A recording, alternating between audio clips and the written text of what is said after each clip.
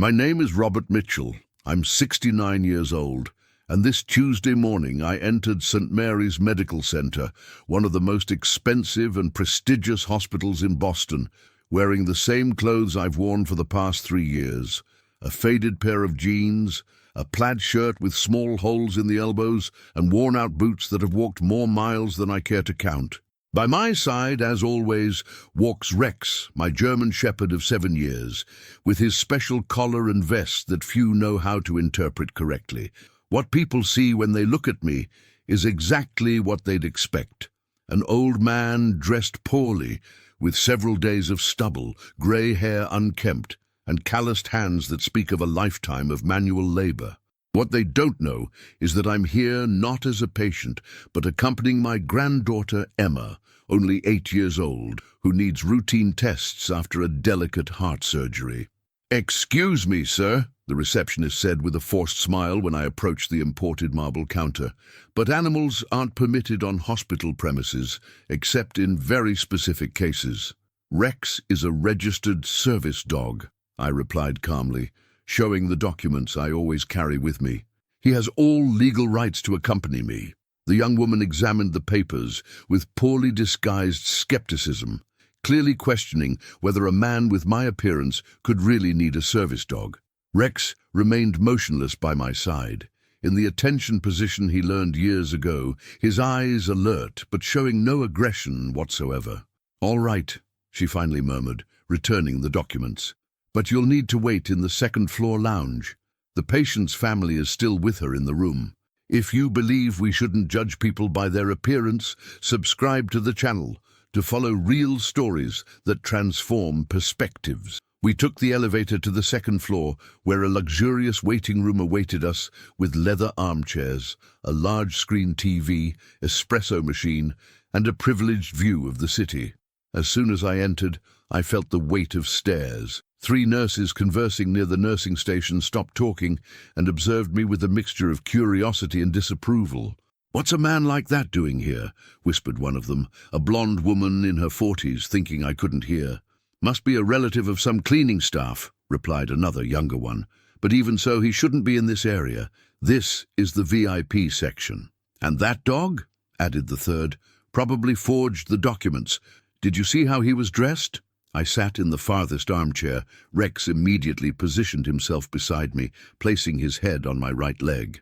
It was a gesture we'd done for years, a specific protocol that few would understand. My hand trembled slightly, not from nervousness, but from something I prefer not to explain to strangers, and Rex's presence calmed me instantly. One of the nurses, the youngest, approached hesitantly. "Sir, are you sure you're on the correct floor?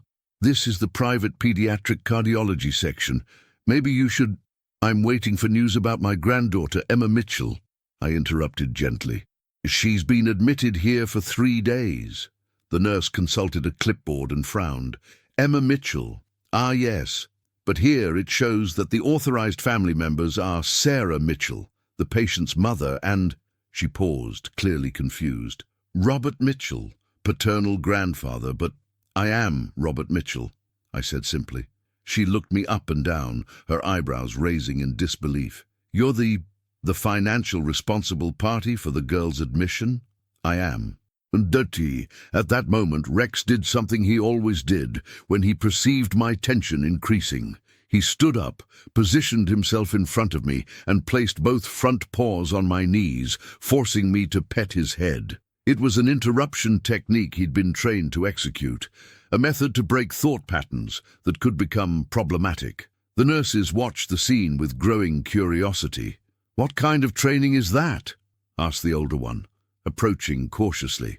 "Intervention training for post-traumatic stress disorder," I replied, without lifting my eyes from Rex, "among other specialties." This generated an uncomfortable moment of silence. The 3 women looked at each other, clearly re-evaluating their initial impressions, but still hesitant to completely abandon their prejudices. "Were you in the military?" asked the younger nurse, now with a respectful tone she hadn't used previously. "For a while," I replied vaguely. Rex, sensing that the tense moment had passed, returned to his position beside me, but remained alert. His ears moved constantly, picking up sounds I couldn't perceive, a characteristic he'd developed through years of specialized training.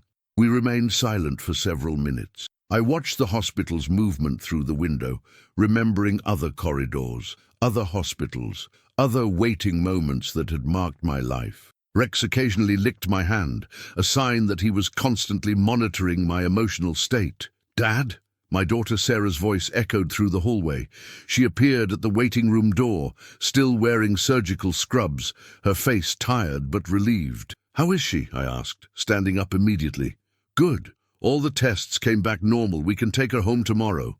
Sarah hugged me tightly, and Rex automatically stepped back a few paces, giving us space but staying close enough to intervene if necessary. "Thank you for paying for everything, Dad. I know it wasn't easy." "Shh," I interrupted softly. "That's what family is for." The nurses now watched us with a completely different expression.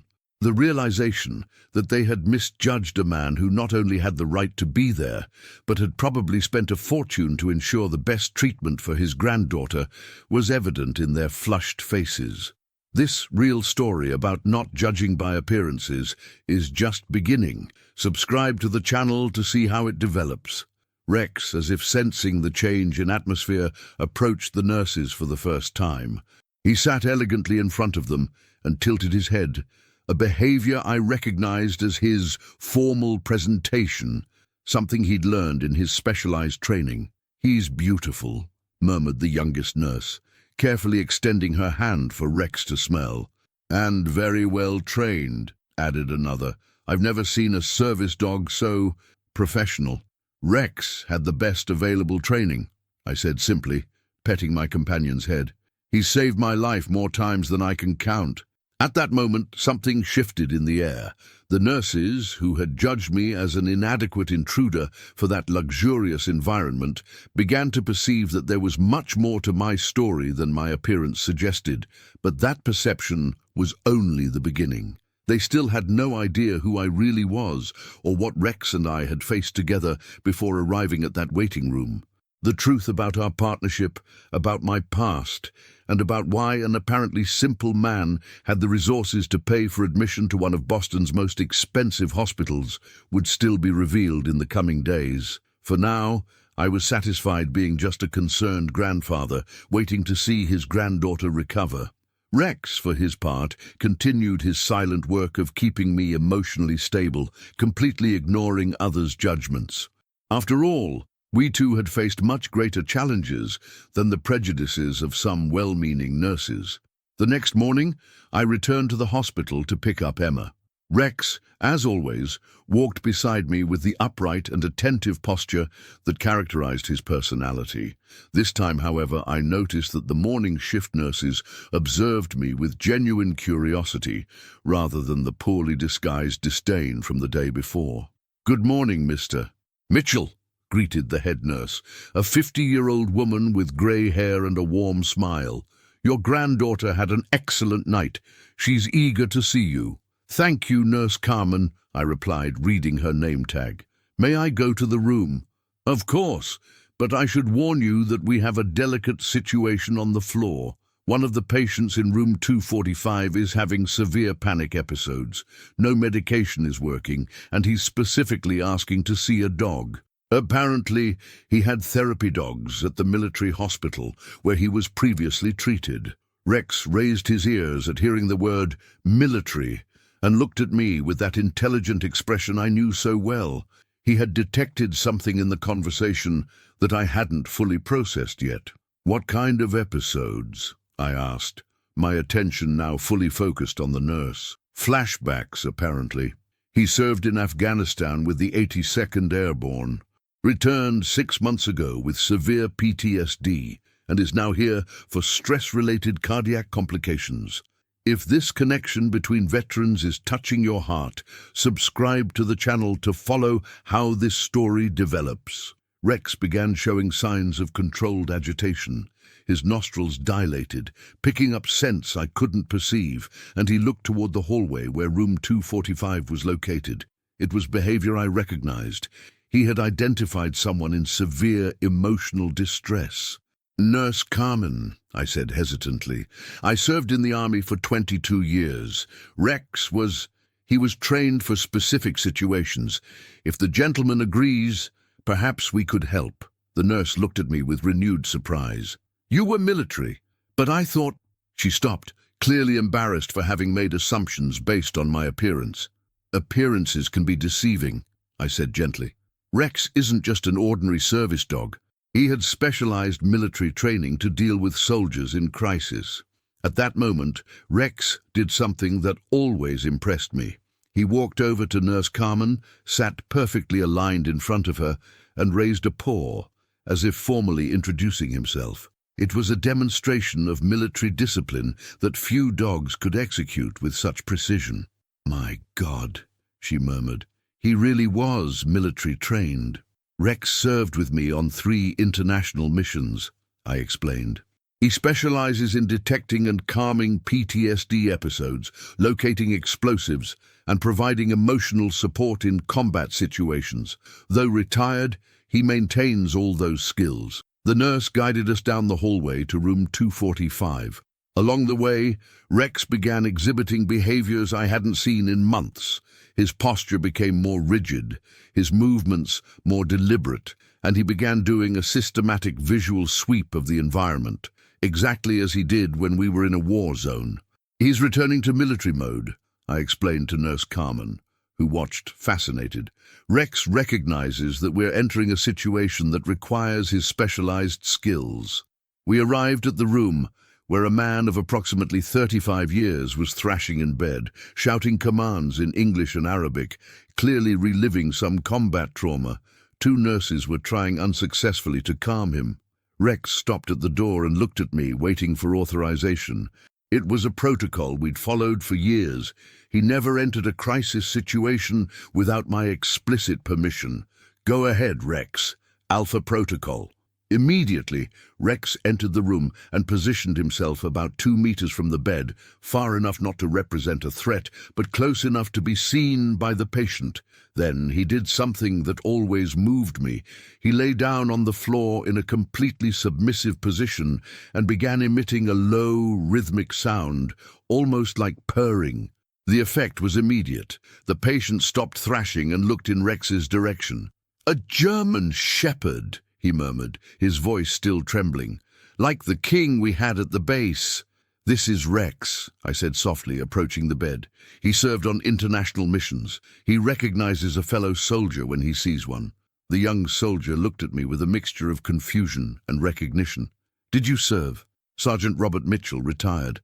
22 years of service, 3 international deployments." Rex, sensing that the situation was stabilizing, slowly rose and approached the bed, always maintaining calm and predictable movements. When he reached the bedside, he rested his chin on the mattress edge and looked directly into the young man's eyes. "He wants to help," I explained. "Rex was trained to identify and respond to PTSD episodes. If you allow it, he can stay here until you feel better." The soldier extended a trembling hand and touched Rex's head. Immediately, the dog closed his eyes and leaned into the touch, a technique he'd learned to transmit calm and security. "Where did you serve?" the young man asked, his breathing already more regular. "Iraq, Afghanistan, Kosovo," I replied. "Rex was with me on all of them. He saved my life and the lives of many other soldiers." The nurses watched the scene in absolute silence. It was evident they had never witnessed anything like this, a dog demonstrating such specific and effective skills for dealing with war trauma. Rex remained motionless for almost an hour, allowing the young soldier to pet him while we talked about shared experiences, about the challenges of returning to civilian life, about the importance of seeking professional help. "Thank you," the soldier said when he finally calmed completely. "It's been months since I felt so normal." Stories like this show the power of unexpected connections. Subscribe to see more transformative moments. When we left the room, Nurse Carmen waited for us in the hallway with an expression of deep respect. "Mr. Mitchell, I need to apologize. Yesterday, when you arrived, my team and I made judgments based on unfounded prejudices." "There's no need for apologies," I replied. Appearances really can be deceiving. I understand perfectly, but it shouldn't be that way. You're clearly a hero, and we treated you as if you were, forgive my frankness, as if you were an intruder. Rex, perceiving the discomfort of the situation, approached Nurse Carmen and performed his formal presentation again, extending his paw to greet her. Rex doesn't hold grudges, I smiled, and neither do I. He taught me that people act based on what they know, not on what they ignore. At that moment, a young doctor in his 30s came running over. Excuse me for interrupting, but I heard we have a veteran therapy dog on the floor. We have another patient in room 252, a former Marine, who's having serious adjustment difficulties. Would it be possible? I looked at Rex, who had already stood up and was looking toward the mentioned room. His nostrils dilated again, and he gave me that look that meant, there's more work to be done here. Of course, I replied. Rex never abandons a fellow soldier in need. And so, what should have been a simple visit to pick up my granddaughter transformed into something much larger. Rex had found a new purpose, and I was rediscovering the value of service I thought I'd left behind. The nurses who had judged me by my clothes now saw me with completely different eyes. But more important than that, Rex was proving that some training, some loyalties, and some purposes transcend retirement. Our true story was just beginning to be revealed. 2 weeks after Rex became a small legend among the medical staff, word about his abilities had spread through the corridors, and now doctors and nurses from other floors came specifically to meet the retired military dog and his owner. Dr. Richard Anderson, chief of psychiatry at the hospital, appeared in the waiting room where I was awaiting Emma's final tests. He was a tall man in his 50s, with that natural authority that experienced physicians develop. "Mr. Mitchell, I need to speak with you," he said, pulling up a chair to sit beside me. Rex immediately positioned himself between us, not aggressively, but as a protection protocol he'd never abandoned.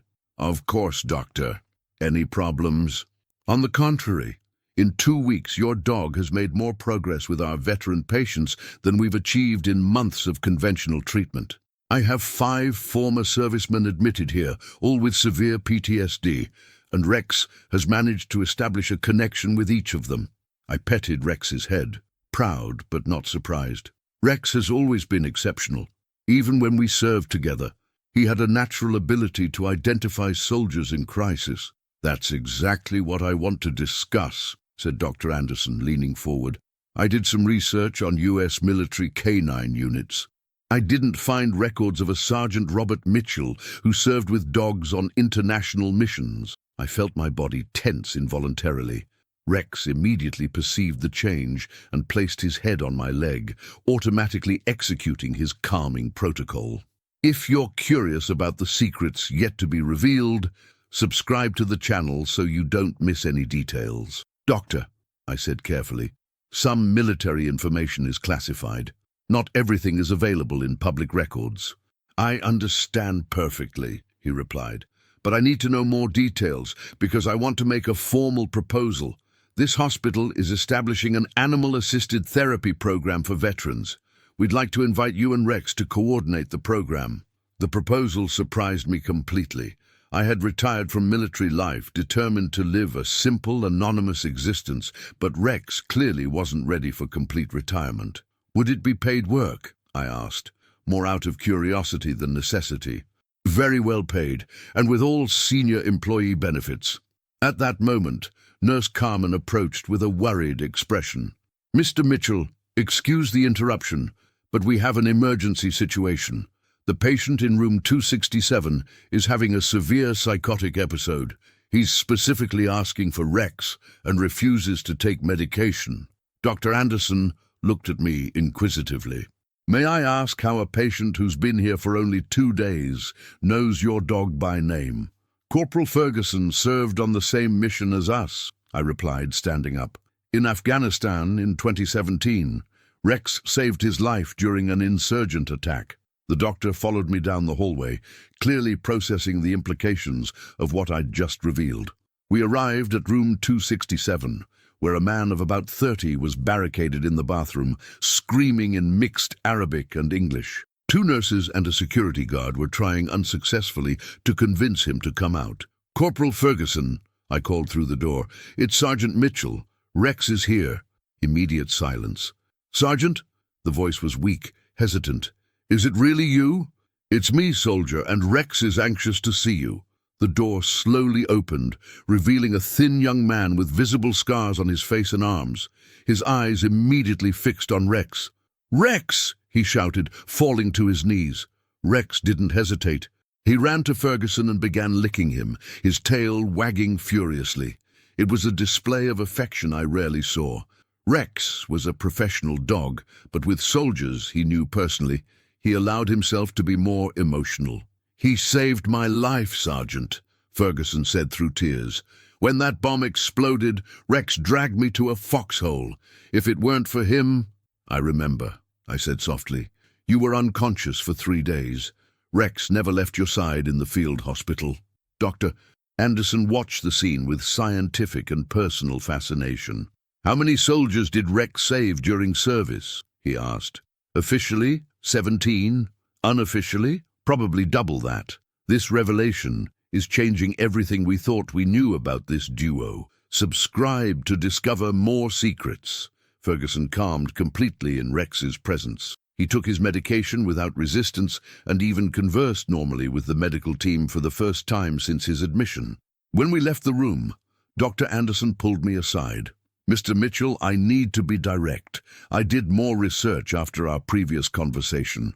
I found references to a highly classified U.S. military unit that worked with special forces on international missions between 2015 and 2019. A unit that used specially trained dogs for rescue operations and psychological support." I remained silent, petting Rex. "I also found references to a Sergeant Robert Mitchell, who received the Purple Heart and Bronze Star for combat actions that saved the lives of multiple American and international soldiers." "Doctor," I said finally, "some things are better left in the past, but not when they can help the present," he replied. "I have 7 veterans admitted here, all with severe traumas. Rex has managed to help each of them in ways that years of traditional therapy couldn't. This isn't coincidence." Rex looked at me with that expression I knew so well. It was his mission-pending look, the same expression he made when he identified wounded soldiers who needed help. "What exactly are you proposing, Doctor? That you come out of retirement? Not completely, but enough to help soldiers who are still fighting their own wars." Rex clearly isn't ready to stop, and from the results I've seen, neither are you. I looked around the hospital, thinking about all the veterans we'd encountered in the past 2 weeks, thinking about Ferguson, who had finally found peace in Rex's presence, thinking about all the others who still needed help. "There's one condition," I said finally. "What?" "I want total discretion about my military past. No publicity, no interviews, no media hero treatment. I do this for the soldiers, not for glory." Dr. Anderson smiled. "Understood completely. But may I ask, why the humble appearance? With your military pension and the medals you surely received, you could—" "Doctor," I interrupted gently, "I learned that a man's value isn't in his clothes or money. It's in his actions. Rex taught me that." Rex wagged his tail, as if approving my answer. "When can we start?" Dr. Anderson asked. I looked at Rex, who was already looking toward the rooms where he knew other veterans needed help. "Tomorrow," I replied. "Rex and I never leave a fellow soldier behind." The truth about who we were was finally coming to light, but in a way that allowed us to continue serving without losing our humility or privacy. It was exactly as it should be. A week after accepting Dr. Anderson's proposal, I was on my first official day as coordinator of the Veteran-Assisted Therapy Program at St. Mary's Medical Center. Ironically, my office was the same waiting room where the nurses had judged me just 3 weeks earlier. Rex had immediately adapted to the new routine. We arrived at 7 in the morning. He made rounds to all the rooms where veterans were admitted, then established a visit schedule based on each patient's needs. It was as if he'd returned to active duty, but this time on a permanent healing mission. "Sergeant Mitchell," Nurse Carmen called me, still using my military rank out of respect. "We have a new patient in room 234. Corporal Martinez, a Marine veteran from Fallujah. He has severe depression and is rejecting all treatments." Rex lifted his head from the cushion where he was resting and looked at me with that expression that meant, "Mission accepted." "Let's go meet the corporal, Rex." We walked down the hallway that was now familiar to me. In 1 week, Rex had helped 12 different veterans, some with results so dramatic that doctors from other hospitals came to study our methods. We knocked on the door of room 234. "Corporal Martinez, I'm Sergeant Mitchell. I came to introduce my partner, Rex." "I don't want visitors," came a tired voice from inside. "Rex isn't a visitor, soldier. He's a fellow serviceman. He served in Iraq between 2016 and 2018. Silence. Then, slowly, the door opened. Corporal Martinez was a man of about 28, thin, with eyes that revealed the weight of difficult experiences. When he saw Rex, something changed in his expression. Did he really serve in Iraq? Forward Operating Base Liberty. Rex participated in IED detection operations and convoy protection missions. If you're following this journey of healing and purpose, subscribe to the channel so you don't miss the next chapters. Martinez knelt down and extended his hand toward Rex, who approached calmly and allowed himself to be petted. "I was there too," Martinez murmured. "2 tours. Saw things that I can't forget." "I know exactly what you're talking about," I replied, sitting in a nearby chair. Rex and I saw the same kind of things. For 2 hours, Martinez talked about his experiences in Iraq. Rex remained lying at his feet, occasionally placing his head on the young man's lap when he sensed he was getting too agitated. "Sergeant," Martinez said eventually, "may I ask, how do you deal with the memories?" It was a question I frequently received from the veterans we treated. "I don't deal with them alone," I replied honestly. "Rex helps me every day. And now, helping other soldiers like you gives me a purpose that makes it all worthwhile." "Do you have PTSD too?" "I do. Diagnosed 4 years ago. Rex was specifically trained to help me with episodes, but we discovered he can help anyone with similar trauma." Martinez looked at Rex with new understanding. "So you two help each other?" "Exactly. Rex keeps me stable. I take care of him, and together we help other soldiers. It's a support cycle that works." At that moment, Dr. Anderson appeared at the door. "Excuse the interruption, but Sergeant Mitchell, I need to speak with you. It's urgent." I left Martinez with Rex, something I rarely did, but Rex had clearly decided that the young corporal needed his full attention. In the hallway, Dr. Anderson looked worried. "Sergeant, I received a call from the Department of Veterans Affairs. They want to speak with you." I felt a chill in my stomach. There were specific reasons why I maintained a low profile after my retirement. "Do they know where I am?" "Apparently, yes. A colonel named Harrison said he needs to speak with you about matters of national security." I knew Colonel Harrison. We'd served together on 2 deployments. If he was looking for me, it meant something serious was happening. "Did he say when he wants to see me?" "Today at 2 o'clock at the VA Medical Center." "Sergeant, may I ask, is there something I should know?"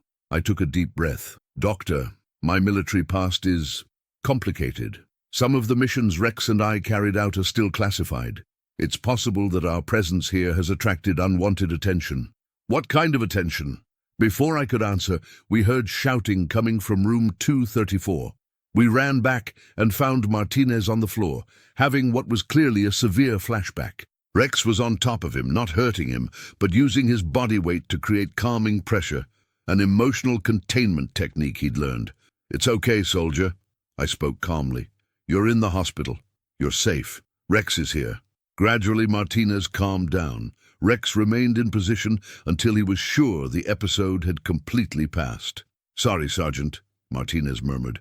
"Sometimes they come out of nowhere." "You don't need to apologize. Rex understands perfectly." Dr. Anderson observed the entire interaction with professional fascination. Sergeant, that type of response from Rex, that level of specialized training, that's not something taught in civilian therapy dog programs. No, I confirmed. Rex was trained for specific military operations, some of which are still classified. The past is catching up to the present in unexpected ways. Subscribe to discover what secrets will be revealed. At 2 in the afternoon, I was at the VA Medical Center, Rex by my side, waiting to speak with Colonel Harrison. It was the first time in 4 years that I'd returned to an official military facility. Rex seemed nostalgic. His ears were erect, his posture more formal, and he observed everything with the sharp attention that characterized his military mode. "Sergeant Mitchell," the Colonel's secretary called us. "The Colonel will see you now." We entered the familiar office. Colonel Harrison was older, more bald, but still had the commanding presence I remembered. "Robert," he stood up to greet me. "And Rex, how are you both?" "Good, Colonel. Though I imagine this isn't a social visit." "Unfortunately not." He gestured for us to sit. "Robert, we need you to come back." "We're retired, sir." "I know, but we have a situation. A domestic terrorist group has made specific threats against hospitals treating veterans. They seem to have detailed information about PTSD treatment programs." I felt Rex tense beside me. Though retired, he still reacted to potential threats. "And this concerns us how? You two are specifically mentioned in communication intercepts. Someone leaked information about your identities and current location." Blood froze in my veins. "Is the hospital in danger?" "Possibly. We need you to help with security, using Rex's special skills to detect potential threats." I looked at Rex, who returned my gaze with that expression that meant, "I'm ready for anything." "Colonel," I said finally, "Rex and I swore to protect our fellow soldiers. If they're in danger because of us, then it's our responsibility to protect them." "I knew you'd say that. Welcome back to active duty, soldiers." Our peaceful retirement had officially ended. But looking at Rex, I realized that maybe we'd never really left the army. Some commitments last a lifetime. 3 days after the meeting with Colonel Harrison, St. Mary's Medical Center was under discreet military protection. I had officially returned to active service as a security consultant, and Rex was reintegrated as a specialized detection dog, a classification few understood completely. Dr. Anderson had been briefed about the security situation, but not about all the details. The medical staff knew only that there was a temporary security threat, and that Rex and I now had additional responsibilities beyond the therapy program. "Sergeant Mitchell," Nurse Carmen called me that Thursday morning, "Rex is acting strangely today. He's been very alert in the corridors." She was right. Rex had identified something I hadn't perceived yet. His nostrils were constantly dilated, his ears were in constant rotation picking up sounds, and he had adopted the active sweep posture he used in combat zones. "Where has he been focusing most?" I asked. "Near the underground parking garage entrance, and he's been paying a lot of attention to the new cleaning staff." I felt a chill. Rex never reacted without reason. "Carmen, I need you to do something discreetly. I want a list of all new employees hired in the past 2 weeks. And I need to know who has access to the underground parking. Is there a problem?" "I hope not, but Rex is rarely wrong about potential threats." I spent the rest of the morning observing Rex's behavior patterns. He had identified 3 specific areas of interest: the underground parking garage, the hospital's industrial kitchen, and the electrical equipment room in the basement. At 2 in the afternoon, I received a call from Colonel Harrison. "Robert, we have new intelligence. We intercepted communications indicating the attack may happen in the next 48 hours. Have you detected anything?" Rex identified several areas of interest. "I need a sweep team to do a complete inspection." "Already on the way. But Robert, there's something else. We discovered who leaked your information. Tension is mounting and secrets continue to be revealed. Subscribe so you don't miss any critical moments." 2 hours later, a civilian military team arrived at the hospital disguised as maintenance technicians. Rex immediately guided them to his 3 areas of concern. In the underground parking garage, explosive detectors found traces of suspicious chemicals near the support pillars. In the kitchen, They discovered that 2 of the new cleaning employees had been hired with falsified documents. In the electrical room, they found evidence that someone had attempted to access the hospital's ventilation system. "How did Rex know?" asked the technician from the bomb disposal team. 22 years of military training," I replied. "Rex was trained to detect explosives, people with hostile intentions, and anomalies in familiar environments. He perceived changes that we humans can't identify. As the investigation continued, it became clear that the hospital had been the target of detailed reconnaissance. The terrorists had studied routines, identified vulnerabilities, and were apparently planning a coordinated attack during peak hours. "Sergeant," said the security team leader, "we need to evacuate the hospital." "No," I replied firmly. "We have 12 veterans admitted here, some in critical condition. An evacuation could kill them." "Then what do you suggest?" I looked at Rex, who was clearly in full military operation mode. "We mount a counter-surveillance operation. Rex and I know every inch of this hospital now. We can detect intruders before they execute any plan." Dr. Anderson, who had been briefed on the situation, approached. "Sergeant, I can't allow you to put yourselves in danger." "Doctor," I replied, petting Rex's head, "this is exactly the type of situation we were trained for. Rex already saved this hospital once just by detecting the threat. Now we need to finish the job." That night, the hospital operated under disguised maximum security. Rex and I patrolled the corridors, him using his detection skills to identify anything abnormal, me coordinating with the security team through discreet communication. At 2 in the morning, Rex stopped abruptly near the basement emergency entrance.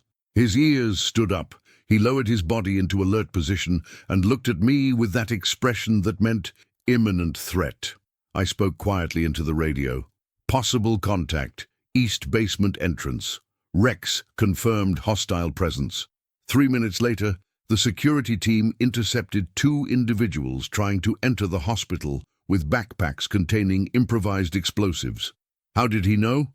the operation commander asked later. "Rex was trained to identify the specific smell of homemade explosives, the sound of electronic detonation equipment, and the movement patterns of people with hostile intentions," I explained. "But more importantly, he knows this hospital as well as I do now. Any change in the normal environment, he detects immediately. The operation was a complete success. The terrorists were captured, their plans thwarted, and no patients or staff were injured. Silent heroism sometimes saves more lives than any medal. Continue following this story by subscribing to the channel." The next morning, as the hospital slowly returned to normal, Dr. Anderson found me in the room where I was resting with Rex. "Sergeant, I need to ask you a direct question." "Of course. You and Rex, you're not just ordinary war veterans, are you? You're special operations." I remained silent for a moment, petting Rex. "Doctor, some things are better not discussed in detail, but I can say that Rex and I did our job, protected our fellow soldiers, and will continue doing so as long as we're able. And the veteran therapy program. It remains our priority. In fact, after what happened, I think it's even more important. Soldiers like Martinez, Ferguson, and all the others we treat here, they're the reason we do all of this." Rex lifted his head and looked at me approvingly. Even after a night of military operation, his first concern was returning to the veterans who needed our help. "There's one thing I need to know," said Dr. Anderson. "How can I be sure that situations like this won't happen again?" "You can't," I replied honestly. "But as long as Rex and I are here, this hospital will be one of the safest places in America for recovering veterans." And at that moment, I realized that our retirement had really ended permanently. Not by choice, but by necessity. There were soldiers who needed our protection, and Rex and I would never abandon that responsibility. Some oaths last forever. 2 years after that transformative encounter at St. Mary's Medical Center, I'm writing this story in the office of the Rex Knows Best Foundation, our non-profit organization that grew far beyond what any of us could have imagined. As I write, Rex is lying in his favorite bed. Yes, he has several scattered across our 3 workplaces, the original clinic, our new branch on the north side, and the Foundation's support center. At 9 years old, he has become not just our mascot, but a living symbol of how animal intuition can teach us profound lessons about humanity. Today marks a special day. The documentary What Rex Knew just won the award for Best Social Impact Documentary at the Sundance Film Festival. But more important than any award is the real impact our story has had on people across the country. "Robert," said Dr. Anderson, entering the office with a radiant smile, "we just received confirmation. The Foundation has been approved to expand to 10 more cities this year." The transformation over the past 2 years had been impressive to witness. Our program had expanded to serve veterans from across the nation, and Rex had become a legend in the American military community. Soldiers traveled hundreds of miles just for a session with him. "Doc Robert," Corporal Martinez told me. Yes, he now called me Doc, no longer Sergeant. "You and Rex saved my life, literally." Martinez had become our first graduated veteran, a former patient who now helped other soldiers in transition. His recovery was so complete that he became a program assistant, working with us 3 days a week. Dr. Anderson approached during the ceremony, carrying a thick folder. "Robert, I have some extraordinary news," he said, clearly excited. "We've just received approval to expand the program to 25 hospitals nationwide. And there's more."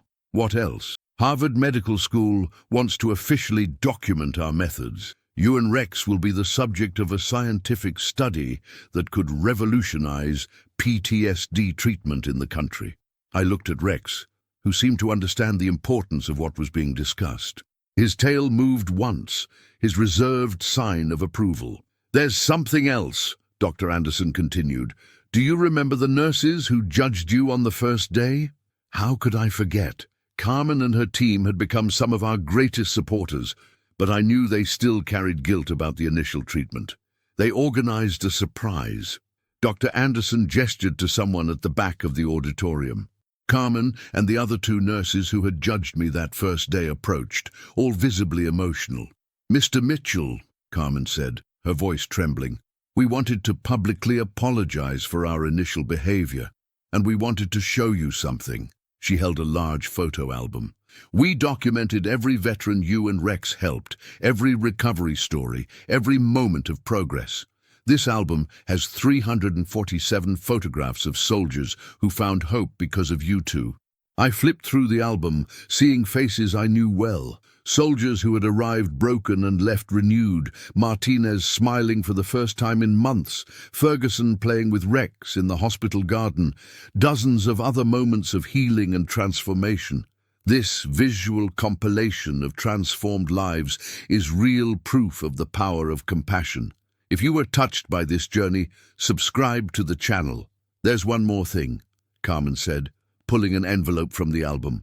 "We wrote a collective letter to the American Medical Association recommending that programs like yours be implemented in all hospitals nationwide." "You didn't need to." "Yes, we did," interrupted the youngest nurse, who had been the most critical on the first day. "We learned that a person's value isn't measured by their clothes or appearance.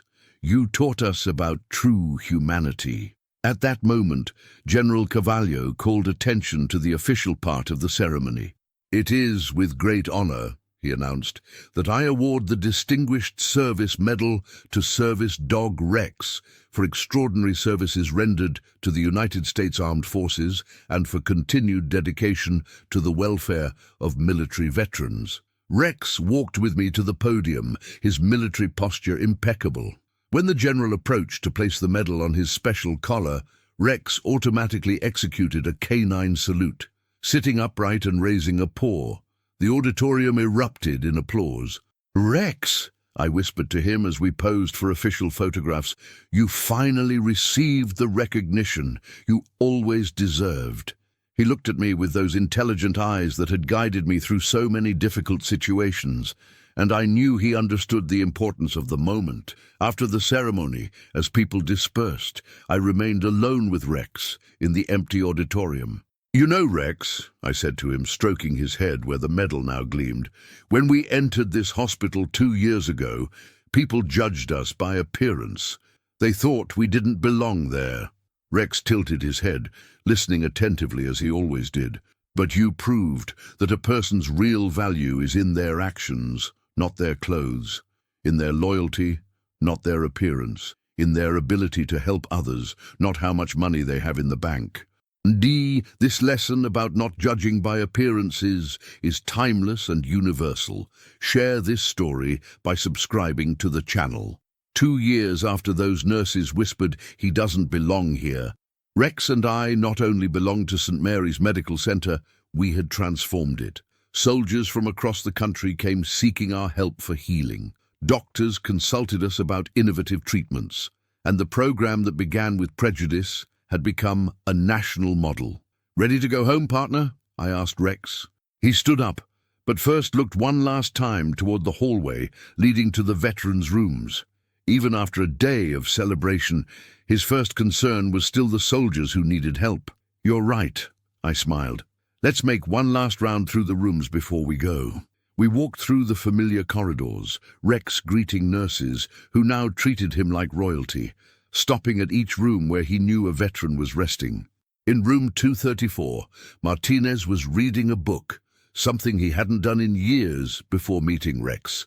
In room 245, Ferguson was video calling his family, genuinely smiling. In room 267, a new patient was sleeping peacefully for the first time in weeks after a session with Rex. "Do you see this, Rex?" I whispered. "This is what we did. Not the medals, not the ceremonies, this transformed lives." Rex wagged his tail once and led me toward the exit. As we left the hospital that night, I reflected on the extraordinary journey we had lived. From a poorly dressed man being judged by prejudiced nurses to a national veteran treatment program, from a retired dog to a decorated national hero. But the most important lesson wasn't about our transformation. It was about how first impressions can be devastatingly wrong, how the true measure of a person isn't in their appearance, but in their character. How a loyal dog can reveal truths that humans are too blind to see. For everyone who believes we should never judge a book by its cover, remember to subscribe to the channel and share this story with someone who needs to be reminded that true greatness comes from within. Rex and I continue our work at the hospital, knowing that each day brings new opportunities to prove that a person's real value lies in their actions, not their appearances.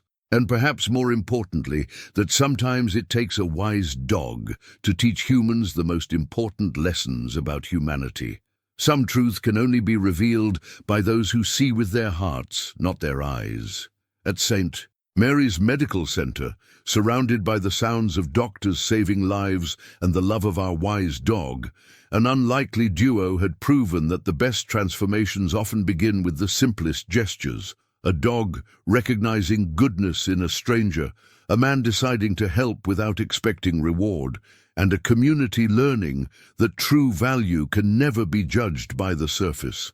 Sometimes, the most revolutionary thing you can do is simply allow an animal to teach you what really matters in life. Thank you for following our story. If this story touched your heart, subscribe to the channel and share it with someone who needs to know that it's never too late to look beyond appearances and recognize the true value of people.